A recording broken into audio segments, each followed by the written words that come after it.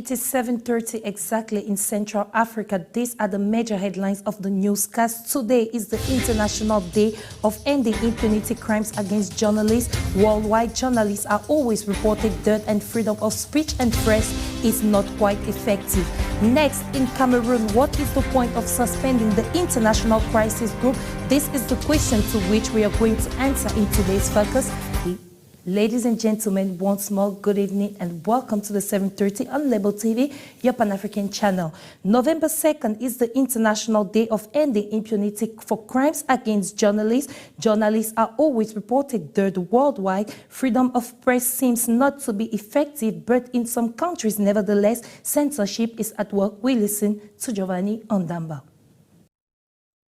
According to Reporters Sans Frontières, in 2016, about 74 journalists were killed, unfortunately on duty, and most of them were clearly targeted. In the Libyan context, for instance, where security is challenged, it is very difficult for Libyan journalists to continue practicing their profession. Some have left the country and collaborate with Libyan media abroad. Others work anonymously, but the tweets persist and the situation is worse in the east of the country. As a result, Reporters Sans Frontières, an international non-governmental organization with the aim of defending the freedom of the press, ranked the press freedom in 2016. Out of 180 countries, Libya got the 163rd place. In Africa, some journalists got missed many years back. The people beyond the killings are not yet found. But recently, an update on the Burkinabe journalist case, Norbert Zongo, is more or less adding a plus to the justice since the conditions of his death are being investigated. As a reminder, François Compaoré, brother of Blaise Compaoré, the former Burkina Faso president, was targeting with an international warrant as he is cited in Norbert Zongo case. As announced in the headlines, the Cameroonian government announced the suspension of the International Crisis Group following the publication of a report titled, we quote, Cameroon, the worsening of the Anglophone crisis requires strong measures and measures that risk to marginalize the country on the international scene. Ladies and gentlemen, watch the focus. After the denials, the sanction, the Cameroonian government has decided to suspend the International Crisis Group, in short ICG, from any activity on the extent of its territory. To explain this decision, the Minister of Communication, Issa Chiroma Bakare, has not been tender. We are dealing with a real pest destabilization in the pay of secessionist movements and unacknowledged interests that only dream of instilling chaos in our country. The reason for this wrath is a report published last October 19, in which the NGO believes that lack of an urgent reaction of politicians, there is a risk of seeing the Anglophone crisis degenerate into an armed insurrection. To justify the relegation of this organization to the purgatory of semi-clandestinity, it is better to expose substantiated facts rather than evasive allegations of connivance with the secessionist nebula, especially when it is aimed at an NGO financed at 40% by friends of Cameroon like German, Canadian, Swiss and Finnish governments, and whose board of directors put personalities above all other suspicion of destabilization like billionaire Anglo-Sudanese Mo Ibrahim or the former president of the Swiss Confederation, Micheline Carmi-Ray. Do not be naive. Typing as death on ICG and in the recent past on Amnesty International and Freedom House is primarily a communication exercise for domestic consumption. Signed that the strategy of denial, which had for key words "there is no English problem," still structures the governmental communication. The fact remains that Cameroonians did not wait for the ICJ's report to take the measure of seriousness of the troubles. Photos, videos and writings are daily exchanged via social networks. From Cameroon, we move to Tunisia, where a police officer was seriously injured on Wednesday by an individual presented by the authorities as a radical Islamist. The police commander succumbed to his injuries early today. Get the details in this report. Major Raid Baruta, seriously injured at the neck during the knife attack on November 1st in front of the parliament, has since died. The assailant had attempted to hit another policeman, hitting him in the forehead without gravity, before being arrested. The young man, born in 1992 and holding a master's degree in computer science, was planning to join terrorist groups in Libya, a neighboring country that had been chaotic for years, according to the spokesman of the Tunis Prosecutor's Office and the Anti-Terrorism Unit. This unemployed young man from the popular neighborhood of Cité État Dehem in the suburbs of Tunis is due to be presented to the anti-terrorist poll on the 3rd of November.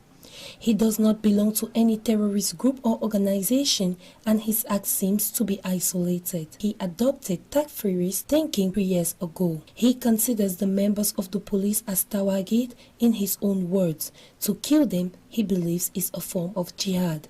Tawagid is the plural of tagout, a term meaning tyrant in Arabic, used by the extremist movement to describe police and military. Since the revolution that toppled the dictatorship in 2011, Tunisia has faced a rise in the jihadist movement that has killed dozens of people, including police, military, and foreign tourists.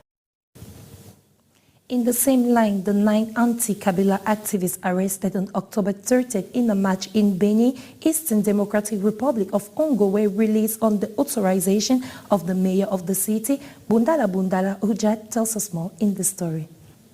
The 9 anti-Kabila activists arrested on October 13th during a march were released on the authorization of the mayor of the city, according to Lieutenant Colonel Lisange Kumu, Deputy Police Commander of Beni in North Kivu, in the east of DRC.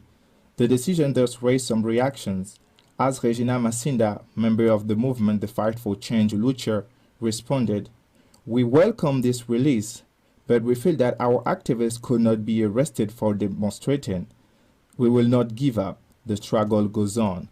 These activists were arrested during a march by the indigenous youth movement Lucha against President Joseph Kabila's preservation of power, whose term has expired since the end of 2016.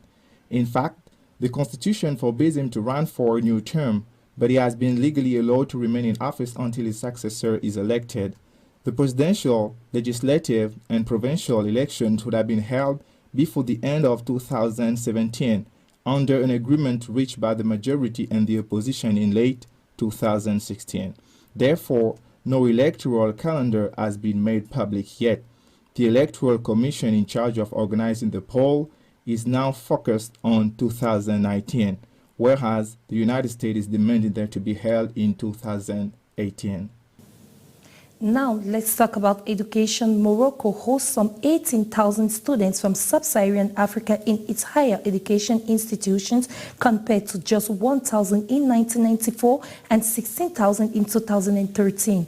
Note that among these 18 students, 10,000 of whom are in the public sector. The story is in this element. According to the Moroccan Agency for International Cooperation, in short AMCI, among the students welcomed in the public, 2,600 are new enrollments of the academic year 2017-2018, an increase of up to 60% compared to 2016-2017.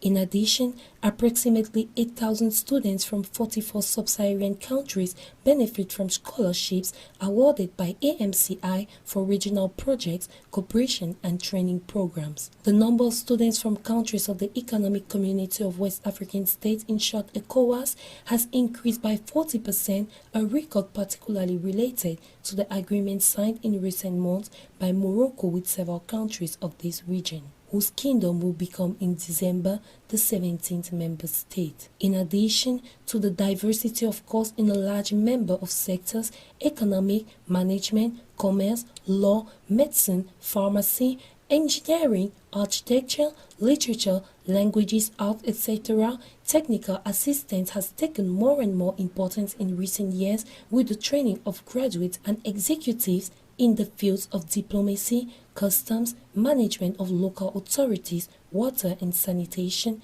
etc. The capacity and the quality of the equipment in the universities and the schools, but also of the reception made to the African students, also play a key role in this evolution. Furthermore, the shipyard at El Hamdania port of Churchill in Algeria, which was built by China Harbour Engineering Company in short CHEC and China State Construction Corporation, in short CSEC, was scheduled to start in the first half of 2017 but is continuously postponed. Listen to the story. At the beginning of September, the Algerian authorities again assured that this $3.3 billion project should begin as soon as possible. Funded by a Chinese credit spread over 7 years, with a commissioning in 4 years, it should be led by the company Shanghai Ports with the aim of making it a strong competitor to the ports of Tangier Med and Barcelona. Its execution, however, remains suspended from the country's budgetary resources affected by the fall in oil prices. In Cameroon, second-hand shops have emerged as one of the beneficial businesses with their proliferation in major cities of the country. Our correspondent Elise Kenimbeni toured some of these shops and brought back the following lesson. Most of the goods sold in these second-hand shops are household objects, unperishable food items, didactic materials, and car parts, which from reports are appreciated by people. We have fridge, we have freezers, we have sachets that are imported from Europe, other countries, yes. So here we have iron presses, we have speakers. So we are here for 25 years. Customers come and buy. They don't always complain because they know we have good things that we are selling. The brands, the quality and lifespan of these goods are some of the criteria which people say makes them to go and purchase in second-hand shops. The sale of such articles are always accompanied by complaints filed by customers. Not because I'm selling second-hand goods, it's because I've been there for some time, since 2001, so at least I've see the differences, and so I prefer the second-hand goods. Though we have some challenges, because there are challenges like you can buy some and you come, some of them have problems. So we'll see how we can arrange it. They will face there are difficulties with customers, because at times a customer will buy something, after some time the thing gets bad, you know. So it depends the way you deal with the customers. Just like any sector of life, the business, which seems to be fruitful at given periods of the year like December, is currently impeded by a series of issues. This that the government should give way, that second-hand goods can come in. I'm not saying that they don't bring in anything. They should bring something that is of standard, so that at least an average Cameroonian will be able to have a fridge, will be able to have a TV. So I believe that they should bring down the custom duty. For example, the custom duty now is our challenges that we are facing now. The business, which proliferates in the various cities of Cameroon, has led to an extent to economic growth with the creation of employment and increase in taxes of imports. Time for culture. In this newscast, Takeifa is a family music group from Senegal composed of 4 brothers and 1 sister, Sheikh, Jack, Iba, Makoudia, and Fallou, respectively, from the eldest to the youngest. They mark the spirit in the country by defending a Senegalese pop in the international era. The details are with Bundala Hujat. This is the extraordinary story of a family music group which marks the spirit in Senegal. Takeifa, from the family Keita, is a music group from Kaolack, 3 hours from Dakar, whose mission is to defend the Senegalese pop in the international arena, singing in Wolof, French, and English. It is Jack, the second brother, who first started with the guitar when he was 17. Then, the 4 others followed suit, each member choosing a specific instrument. The style of our music is really different. So here in Senegal, they do only mbalax sounds. It is a traditional music from Senegal. So we decide to do something really different. It is a mix for traditional rhythmic and rock and Afro. The band was created in 1998. They got inspired by Phil Collins, Police, Tracy Chapman, while listening to a lot of Senegalese music, including Baba Mal. Takeifa tries to bring closer the harmonies of pop rock as conceived in Europe or in the United States and the Senegalese music. After 2 years of groping, they really got into music world, learned music theory, and worked their instrument together. They left Kaolack to settle in Dakar in 2008, and the same year, they released their first album entitled Get Free. Furthermore, this family music group has already conquered the music international stage after shooting internationally in Spain, but also in France, where they performed in 2013 in Marseille and Paris.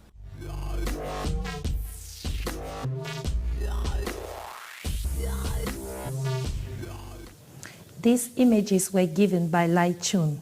Now, sporting news in brief and images. On November 1st, the African Football Confederation unveiled the list of the 30 football players vying for the title of African Golden Boy 2017. But unfortunately, Riyad Mahrez, former African Golden Boy 2016, is not part of the list. We could say that this year the results are not quite good for the title holder and 2016 English champion leader with Leicester. The African Golden Ball ceremony is taking place next January 4th in Accra, Ghanaian capital, and this confederation will designate the successor of Riyad Mahrez.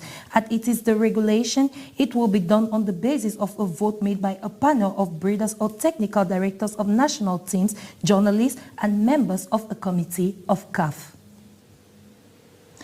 Ladies and gentlemen, this is the end of the 7:30, your English news on Label TV, your Pan-African channel. We thank you for watching and we thank you for choosing us to inform you.